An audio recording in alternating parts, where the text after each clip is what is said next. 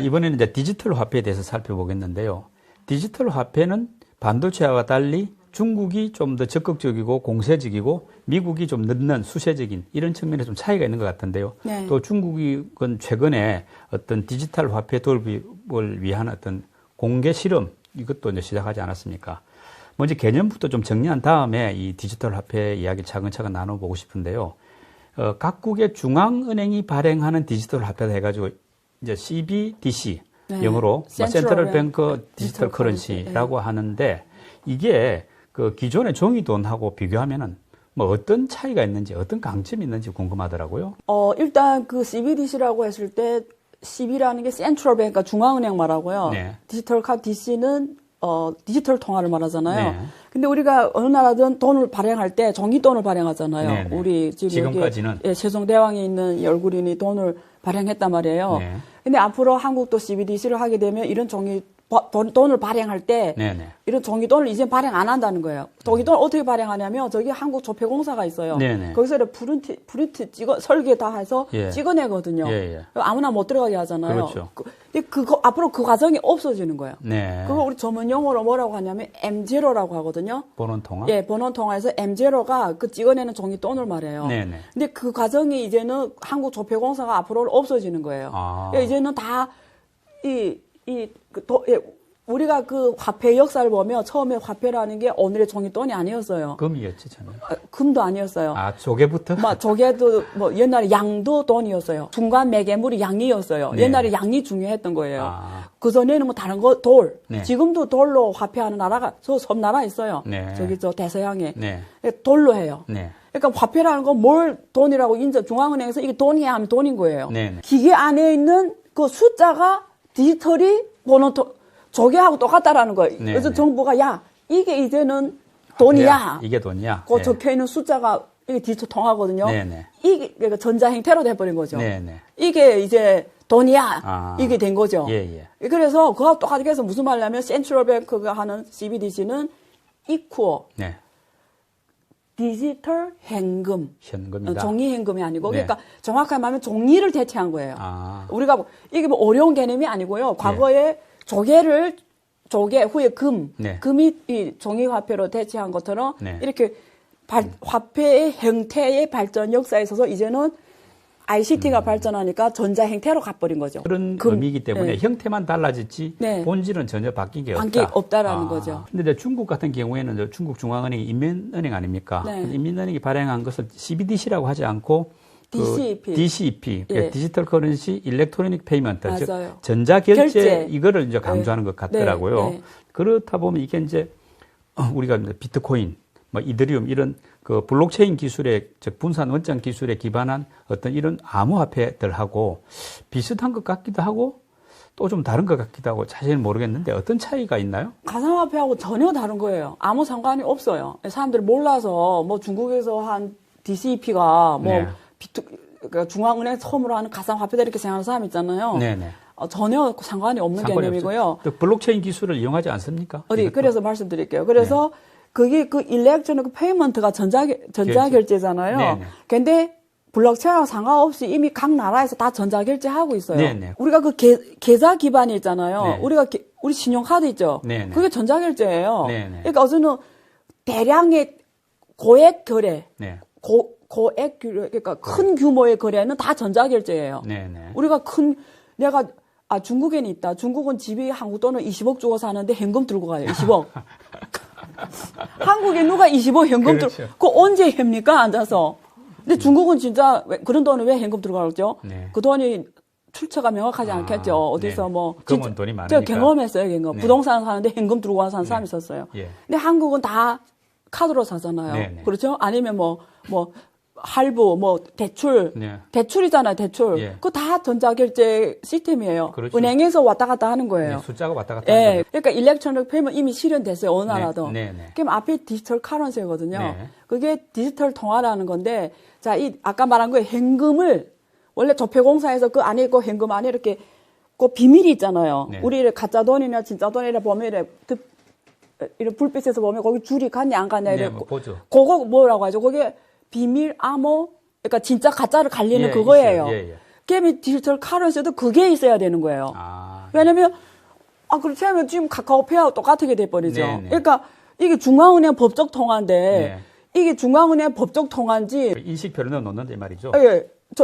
중앙은행의 법적 통화인지 알리페이인지 일반 사람 모르는 왜 쓰는 게 똑같이 써요. 네네. 이렇게 그냥 쭉 이러면 되면 딱 하고 결제되니까 우리 개인 입장에서는 알리페이인지 디지털 통화인지 모르는 거예요.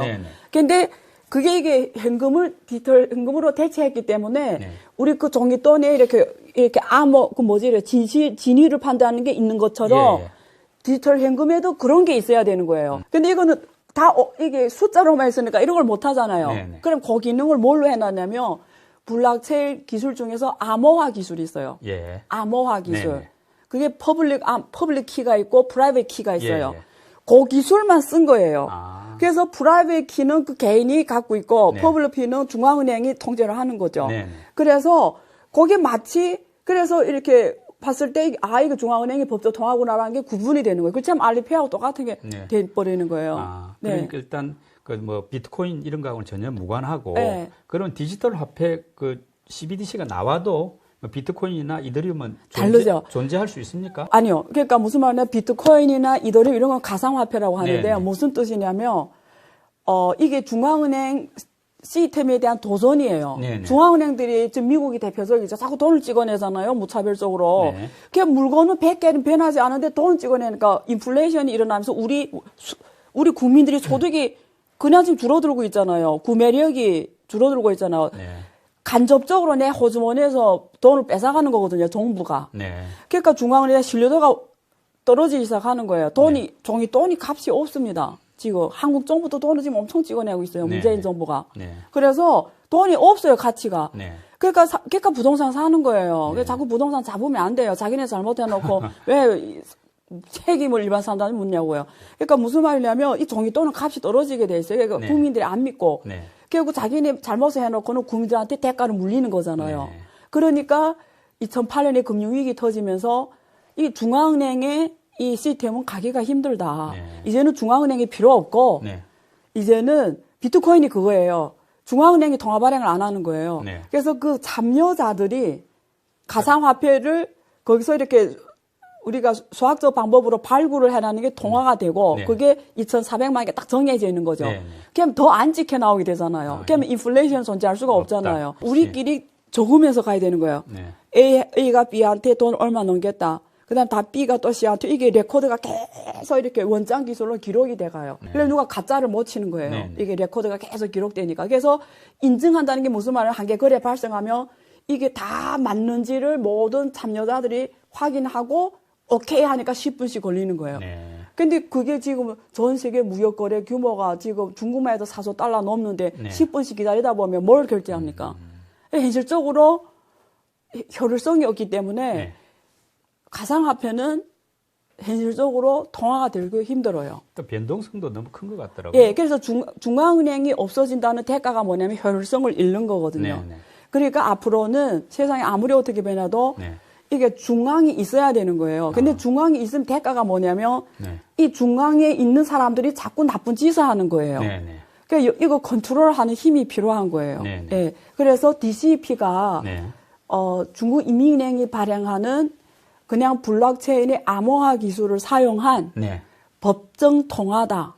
이렇게 정의하는 게 정확해요.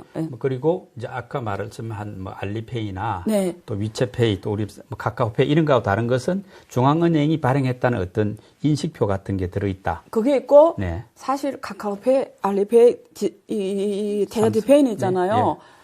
그 기술이 아니에요. 또 다릅니까? 그냥 계좌이체예요. 그게 불과. 거기에 우리가 뚝 되면 빵 하니까 그 기술은 전혀 그냥 뒤에서는 계좌끼리 이체가 된 거. 우리 계좌이체하고 똑같아요. 그러니까 무슨 말이냐면 내가 알리페이, 테레디페이, 카카오페이 쓰려면 계좌가 있어야 돼요. 그렇죠. 이게 어느 은행에 개설돼 있어야 돼요. 은행권에서 밀려난 사람들도 쓰게끔 만들어야 되거든요. 근데 지금 카카오페이, 알리페이, 삼성페이 다 이 사람들을 커버 못 해요. 근데 비트코인이나 이런 것들은 그 사람들이 들어올 수 있는 은행 계좌가 필요 없거든요. 네. 그래서 그거 아세요? 비트코인이나 이더리움 이런 거는 후진국일수록 더 많이 써요. 후진국일수록. 계좌가 없으니까. 네. 이거 누구나 다 할 수 있으니까. 예. 일단 디지털 화폐는 장점도 이렇게 뭐 신속한 결제가 되고 네. 이런 분명히 있는데 또 중앙은행이 이제 모든 금융 정보를 다 가질 수가 있지 않습니까? 네. 그러다 보니까 뭐 유럽이나 이런 데서는 그런 데 대해서 상당히 이제 싫어하니까 뭐 인권 이런 걸 중시하다 보니까 네. 그래서 어떤 시민들을 감시하고 맞아요. 통제할 것이다. 네, 이런 우려가 있더라고요. 맞아요. 뭐 중국에서는 뭐 그런 반대가 어떻게 또 조직화되기가 쉽지 네. 않다 보니까 네. 좀 밀고 갈 수는 있는 것 같긴 한데 네. 다른 이제 서방 같은 경우에 그런 어떤 문제점 이걸 어떻게 극복할 것인가도 하나의 이제 숙제 같은데 어떤가요? CBDC가 만약에 중국에서 안 했고 미국에서 제일 먼저 나왔다 이러면 전 세계가 이렇게 덜 이렇게 막 이렇게 민감하고 덜 거부했을 거예요. 네. 근데 공산당 일당 독재 국가 네. 저렇게 전체주의를 하는 나라가 네. DCP를 한다니까 너무 무서운 거예요. 네, 네. 왜냐면 중국은 이제 가면 얼굴 결제도 돼요. 그냥 지하철 들어갈 때 걸어 들어가면 결제가 돼요. 네. 지금 생각하면 편하긴 하지만 무섭잖아요. 아, 무섭죠. 나의 모든 비헤이버리 다 보고 있다라는 거고 그러니까. 다 기록에 이게 빅브라더 좀 알아요. 그렇죠. 근데 우리가 평생을 살면서 나쁜 일을 안 하면 오히려 이게 편하지 않아요? 내가 나쁜 일을 안 하면 무서운 게 없잖아요, 사실. 근데 뭐 사람이라는 게 꼭 네. 나쁜 일이라는 게 뭐 나쁜 일 해서 나쁜 일이 아니라 경우에 따라 나쁜 일 네. 이제 분류가 되는 경우도 있고 그렇죠. 또 프라이버시라는 것은 네. 있어야 되니까요. 그렇죠. 네. 롱담으로 한 거고요. 네. 그래서 예를 들면 편리함 대신에 나의 정보가 노출이 된 거죠. 네. 대가가 있었던 거죠. 네. 근데 DCP에 우리가 초점을 맞추면 우리가 DCP를 빼고 지금 현금 체제잖아요. 네. 그럼 지금 내가 어떤 돈으로 이렇게 결제할 때 뭐 어떤 안 좋은 결제했거나 이러면 네. 지금 중앙은행에서 모르냐. 네. 지금 다 할 수가 있어요. 무슨 말이냐면 내 정보를 네. DCP하고 상관없이 마음만 먹으면 다 찾아낼 수 있다고요. 다 찾아낼 수 있는데 네. 이제 말하자면 더 쉬워지는 거죠. 쉬워지는 거죠. 그리고 그냥 코스트 없이 네. 모니터 가능해지는 건 있어요. 네. 그렇죠? 예. 네. 그런 거 있는데 그 종이돈도 1년이 번호가 있거든요. 네. 추적이 가능하거든요. 네. 근데 종이돈이게도 그럼에도 불구하고 디지털 통화에 비해서는 익명성이 더 보장이 되죠. 그러니까요. 왜냐면 일단 종이돈 내한테 온 다음에 내가 누구 줬는지는 뭐 특히 소액 거래는 모르잖아요. 모르죠. 예. 네. 근데 그에게 거래는 추적이 가능한 네. 거죠. 그래서 그런 면에서는 굳이 DCP에서 너무 그렇게 막 떠들면서 네. 중국 중앙정부에서 너를 감시하게 만들었다 이렇게 너무 그럴 필요는 없다. 그 말씀을 드리는 거고. 네. 근데 그건 있죠. 더 훨씬 쉬워지고 네. 무슨 어떤 행위에 대해서 추적이 가능한 건 더 쉬워지고 코드가 그건 있죠. 네. 또 하나가 이제 중앙은행이 말하면 디지털 화폐 발행을 독점하다 보니까 네. 뭐 민간은행을 좀 끼워준다고 하는 면도 있습니다만 결국은 민간 상업은행이 설 자리가 사실은 뭐 별 필요도 없는 거 아니냐 이런 생각도 들더라고요. 그러니까 중국에서 DCP 사실 출시 배경을 보면 상업은행에 대한 파워를 네. 매사오기 위해서였어요. 네. 중국은 중앙은행이 네. 중국 국민들이 데이터가 없는 거예요. 네. 상업은행이 다 갖고 있는 거예요. 근데 상업은행이 말을 잘 안 들어요. 예를 들면 이런 거예요. 중앙은행이 지금 보니까 경제가 어려워요. 네. 그래서 돈을 풀어야 돼요. 네. 그럼 지준율을 낮춰요. 네. 그러니까 은행의 지준율을 낮춰줘요. 무슨 말이냐면 100원이 예치가 들어오면 대출해 줄 수 있는 걸 85원만 대출하고 15원 남기게 하는 게 지준율이거든요. 그러면 경제가 안 좋으니까 지준율을 10으로 낮춰줬어요. 이게 100원이 들어오면 90원이 대출하게 하는 거예요. 그런데 이번에 코로나 딱 터졌잖아요. 예를 들면. 그러면 중앙정부에서 경제가 어려워지니까 이번에도 지준율 낮추면서 대출해줘. 특히 중소기업한테 대출해줘. 이렇게 된 거예요. 그럼 상업은행이 알겠습니다 하고 대출을 해줘야 되는데 상업은행이 알겠다 해놓고 대출을 안 해주는 거예요. 왜? 경제가 어려워서 다 망하게 생겼는데 그러니까요. 대출 담당자 입장에서는 대출을 해줘서 그게 다 부실화될 게 뻔한데 문제가 터지면 나의 책을 묻고 네가 해줘서 내가 가는 게 아니라는 거지. 그렇죠. 그러니까 안 움직이는 거예요. 그러니까 중앙은행이 보니까 어떻게 할 수 있는 방법이 없는 거예요.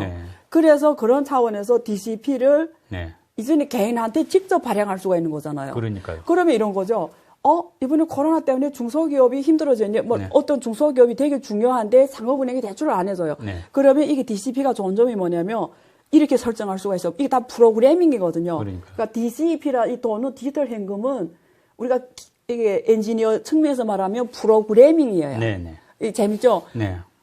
통화라는 게 과거에는 조개에서 종이로 왔잖아요. 근데 이제는 이 종이가 디지털 현금에 따르는 거는 그게 프로그래밍이 돈이라는 거예요. 그러니까 프로그래밍이 가능하니까 거기다 저 기업에다 내 돈 주려는 거 설정해 놓을 수 있어요. 이 돈이 저 기업의 계좌에 갔을 때만 활성화가 되는 거예요.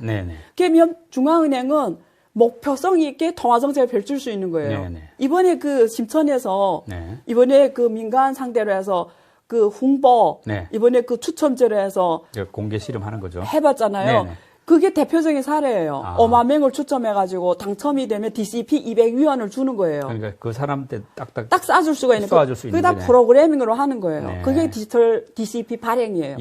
그래서 이거는 혹시 엔지니어 개념에서 알아듣는데 그러니까 웃기죠. 화폐라는 게 프로그래밍이라는 걸. 그러니까 그게 가능한 거죠. 그래서 DCP가 이제는 만약에 중앙은행이 직접 발행하는 게 커지면 중국 사람들에게 알리페이나 텐센트페이는 어떤 가게에서는 거절할 수가 있어요. 왜냐면 그게 야 우리는 알리페이 안 받아.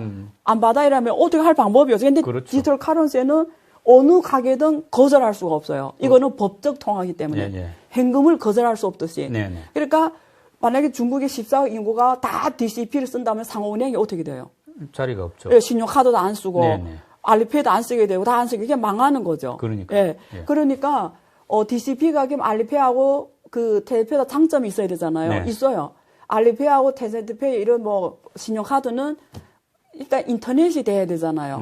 이게 알리페이하고 텐센트페이는 인터넷이 그렇죠. 안 되면 못 써요. 못 쓰죠. 근데 이거는 상관없어요. 인터넷이 왜냐면 그게 NFC 기술이라고 해가지고 우리가 그 식당에 가 밥 먹고 신용카드 결제를 그 기계가 NFC 무선통신 기술이거든요. 그걸 기반해서 결제하는 거거든요. 그래서 인터넷 산에 올라가서 결제가 돼요. 첫째, 그러니까 인터넷 없이 된다. 휴대폰만 들고 있으면.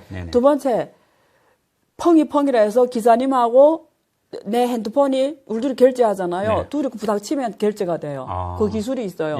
그게 아까 무선통신 기술이에요. 그래서 알리페이 이런 게 없잖아요. 되게 편한 거죠. 그러니까 알리페이나 텐센트페이는 위기가 왔죠. 상업은행도 그렇고. 큰일 났네요. 그래서 앞으로 어떻게 될 것 같아요? 상업은행은 앞으로, 이제는 돈을 예치하고 대출해서 마진을 중국 은행들은 3%, 옛날에 중국 경제 성장률이 10% 이상일 때도 중국 국민들한테 3% 이자를 줬어요. 얼마나 나빠요. 한국은 옛날에 예금률이 8% 이상 줬어요. 옛날에 편하게 장사했죠, 말하자면. 그러니까 중국 사람들, 중국 은행이 얼마나 편하게 장사했어요. 근데 앞으로는 여전히 이게 안 통하는 거예요. 그러니까 이제는 상업은행들이 앞으로 먹고 살아야 되는 건 어서 마진율이 아니고 상품 개발. 국민들 상품 개발을 해야 살아갈 수가 있는 거예요. 왜냐면 그렇지 않으면 누가 쓰겠어요. 내가 알리페이, 텐센트페이 쓰는 이유가 있어요. 앞으로 DCP가 나와도 이거 쓸 거예요. 이유가 뭐냐면 텐센트페이 같은 경우는 그게 자산 관리를 해줘요. 내가 이렇게 딱 들어가면 거기 이렇게 자산 관리라는 메뉴가 있어요. 그냥 딱 들어가잖아요. 그거 누르고 들어가잖아요. 그러면 증권형 상품, 채권형 상품, 보험형 상품, 모든 증권사들이 하는 거, 보험사들이 하는 거, 은행 상품이 쫙 나와요. 그 다음에 거기 펀드 매니저 사진 딱 올라오면 이 사람이 그 과거 수익률도 다 보여줘요. 그럼 내가 앉아가지고 편하게 내가 맞는 상품, 자산 관리를 할 수가 있는 거예요. 근데 DCP는 중앙은행 그거 할 수 있어요? 절대 못하죠. 그냥 돈이 뿐이에요. 그러니까 앞으로 무슨 말이죠? 앞으로는 핀테크 회사들, 이런 플랫폼 회사들, 상업은행은 어디로 돈 벌어야죠? 자산 관리, 상품, 개발. 그러니까 기존의 어떤 그하고는 완전히 달라지는 거예요. 수익 모델이. 근데 이제 중국이 이렇게 디지털 화폐 열심인 것은 뭐 국가 경제, 뭐 내부 경제를 살리려는 뭐 그런 의도도 있겠지만은 미국하고 지금 금융 패권 싸움이 지금 치열하지 않습니까? 근데 그 상황에서 어떤 달러 기축 통화 체제에 대한 도전 차원에서 보는 이런 시각들도 있더라고요. 그래서 이제 중국이 이제 디지털 위안화 시스템을 완전히 갖췄다고 할 경우에 어떤 국제 통화로서 위안화가 갖는 강점이 어떤 게 생깁니까? 일단은 이게 되게 깊은 이야기인데 시간상 풀진 않을게요. 그 위안화 어떤 통화가 국제화가 되려면 기술하고 상관없어요. 일단 무슨 말이냐면 있어야 된다. 위안화 국제화, 원화 국제화, 달러 국제화, 어떤 통화가 국제화 되려면 본질적인 문제는 그 나라에 대한 신용이에요. 이 말은 그 나라 국민에 대한 신용이에요. 그래서 위안화 국제화는 언제 국제화가 될 수 있냐면 중국인 이러면 중국인 무조건 믿을 수 있어. 중국 기업 무조건 믿을 수 있어. 그러니까 화폐는 신용이란 말이거든요. 근데 지금처럼 중국인 하면 다 얼굴 찡그리고 싫어하고 짜증나 이러면 안 되는 거예요. 중국 하면 다 거짓말인 것 같고 다 가짜고 그 통화가 어떻게 기술 통화가 돼? 네. 어떻게 국제화됩니까? 이게 본질이고요. 네. 본질. 근데 이런 게 다 해결됐다고 했을 때, 네. 그다음 기술이 중요해져요. 네. 그러면 기술이 중요하다는 건 거래 비용이 줄일 수 있냐거든요. 그러면 지금 달러 기축 통화에서 크로스보더 국제간 결제 시스템이 스위프트 시스템이에요. 네. 그래서 달러 전 세계에서 굴러다니는 달러들 있잖아요. 네. 그게 미국에 있는 페드가 하는 칩스라는 게 있어요. 칩스라는 게 국제 달러 결제 시스템이에요. 국제 간에 막 전 세계에서 다 달러 쓰잖아요. 네. 한국 사람도 쓸 수 있고 중국 사람도 쓰고 이런데 이게 다 마지막에 정보가 이 한국은행의 모든 결제 정보가 가 있는 것처럼 미국에 있는 칩스 시스템에 가서 이게 이 거래 데이터가 거기서 청산이 돼요, 쟤네끼리. 네. 그게 칩스라는 시스템이에요. 네. 그래서 전 세계 주요 은행들이 다 칩스에 연결되어 있는 거예요. 예. 우리가 지금까지 각 나라별로 기술 발전이 엄청 되고 모든 게 다 천지개벽이 일어나는데 놀랍게도 화폐는 한 번도 계획이 된 적이 없어요. 네. 달러 기축 통화된다면 시스템이 그냥 고정이 돼버렸어요. 그렇죠. 근데 이게 독점이다 보니까 스위프트도 그렇고 칩스도 그렇고 결제 비용이 너무 비싼 거예요. 특히 국제간 거래에서 돈을 너무 많이 빼가요, 얘네들이. 네네. 독점이니까. 네네. 그리고 시간이 너무 오래 걸려요. 말하면 수수료를 많이 받는 거죠. 수수료 많이 받고 시간이 오래 걸려요. 왜냐면 미국의 모든 시스템이나 국제 모든 시스템을 몇십 년 전에 만들어 놓으니까 지금 인터넷 세상에 맞지 않은 거예요. 그래서 오래 걸려요. 우리가 달러를 보내면 2, 3일 걸리고 그렇죠. 일주일씩 걸리거든요. 근데 DCP로 되면 이건 아까 말했죠. 그냥 프로그래밍이라고요. 그러니까 순식간에 순식간에 보내고 순식간에 오고 자체가 프로그램이기 때문에 아까 스위프트 코드고 이런 게 필요 없어요. 간단하네요. 앞으로 필요 없는 거예요. 왜냐면 이게 아까 암호화 기술을 레코드 자체를 기록하면서 가잖아요. 그러면 스위프트처럼 이런 시스템 필요 없는 거예요. 예. 그러면 만약에 이런 거죠. 한국하고 중국이 결제할 때 DCP를 쓰겠다. 이러면 우리끼리 오케이 하면 되는 거예요. 근데 이게 프로그램 됐기 때문에 안전해요. 다 기록이 남으니까. 그렇잖아요. 그리고 만약에 독일이 중국하고 DCP를 하겠다. 그거 똑같아요. 그게 뭐죠? 국제간 거래에서 새로운 스위프트를 대체하는 이런 디지털 통화 중심의 국제 정상 결제 시스템이 만들어지게 되는 거죠. 대신에 나라들이 받아줘야 되겠죠. 그렇죠. 근데 한국이 우린 중국이 싫어. 우리 나중에 중국이 또 세계 통치하면 안 되잖아. 이런 안 해주면 몰라도 한번 해주는 게 좋아요. 왜냐면 이게 빨리 가는 새로운 거잖아요. 그러니까요. 이런 걸 써봐야 문제점이 뭐고 위험이 어디 있고 내가 나중에 이거 제어할래 뭐 다 알잖아. 안 써보고 어떻게 알아요. 그러니까 한국은 빨리 써봐야 되고 빨리 같이 해봐야 돼요. 국제간 거래에서 이게 DCP로 했을 때 우리나라에 미치는 영향이 뭔지 리스크가 뭔지 달러 결제 시스템 앞으로 어떻게 변할 건지 세상이 어떻게 갈 것인지를 해봐야 하는 거잖아요. 그러니까요. 그런 면에서 한국은 선도치고 먼저 해야 되고요. 그렇게 해서 위안화 구조가 빨라지냐는 아까 처음에 말한 것처럼 결국은 중국 사람들과 중국 기업과 중국의 기술력에 의해 결정되는 거죠. 일단 기술적인 우위는 있는데 결국 국제사회가 동의할 때 비로소 이게 이제 힘을 발휘할 수 있다. 그렇죠. 그런 의미겠네요. 근데 이제 중국이 이렇게 치고 나가니까 미국도 이제 조금 주춤주춤 하다가 최근 들어서 뭐 디지털 가상화폐를 실험 중이다. 연준에서 그런 뉴스가 최근에 이제 나왔고요. 또 페이스북 같은 경우는 리브라라고 이제 자체적인 어떤 디지털 화폐를 개발 중이라고 이렇게 알고 있는데 지금 미국의 어떤 디지털 화폐 준비 상황은 어떻는지 한번 설명해 주시죠. 중국은 DCP를 하기가 CBDC, DCP 하기 쉬워요. 왜냐면 위안화를 별로 누구도 안 쓰잖아요. 그러면 나만 하면 돼요. 왜냐면 이해관계가 별 다른 나라들 없잖아요. 달러는 이미 기초통화이기 때문에 미국만 해서 되는 게 아니에요. 미국이랑 나가 CBDC를 했을 때 국제 이 결제 안전성이 미치는 영향을 상상 불가능해지는 거예요. 그러니까 미국이랑 나라가 혼자 하고 싶어서 할 수 있는 게 아니에요. 다른 나라들하고 같이 상의하면서 가야 돼요. 이미 세계의 절반이 달러를 쓰잖아요. 그러니까 혼자 하기가 너무 난이도가 높아져요. 근데 혼자 하기도 이렇게 힘들어. 변수가 너무 많아서 중국도 이렇게 조금씩 써보잖아요. 무슨 일이 터질지 모르니까. 근데 이게 전 세계 다 발전 정도가 다르고 상황이 다른데 이만 나라가 언제 협상하면서 미국이 CBDC를 만들겠어요. 그러니까 이미 어려워졌어요. 근데 그럼에도 불구하고 중국이 저렇게 해버리니까 어쨌든 세상은 이제는 종이돈 시대가 아니고 이제는 이게 프로그래밍 전자통화 시대는 가니까 달러가 개혁을 안 하면 안 되잖아요. 그래서 미국도 이제는 하기로 해요. 근데 미국이 제일 빠른 방법이 원래는 리브라를 갖다가 같이 하는 거예요.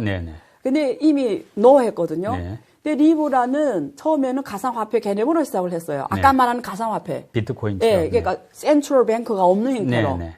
그러면 점점 뭐냐면 페이스북이 20억 명이 쓰잖아요. 네. 20억 명이 쓰니까 한국의 김 씨와 미국의 토마스는 리브라를 쓰면 순식간에 돈이 왔다 갔다 해요. 네, 네. 근데 내가 달러로 은행통에 보내면 일주 후에 받아요. 네. 그럼 리브라 너무 좋잖아요. 네, 네. 그러니까 각국 중앙은행이 보니까 만약에 정말 리브라를 전 세계 다 쓰게 하잖아. 저 바로 리브라 쓸 거예요. 네. 얼마나 편합니까? 순식간에 보내고 순식간에 받고. 네. 그럼 세상에 전지계획이 오는 거죠. 안정성도 확보되고. 네. 블록체인 기술로. 예.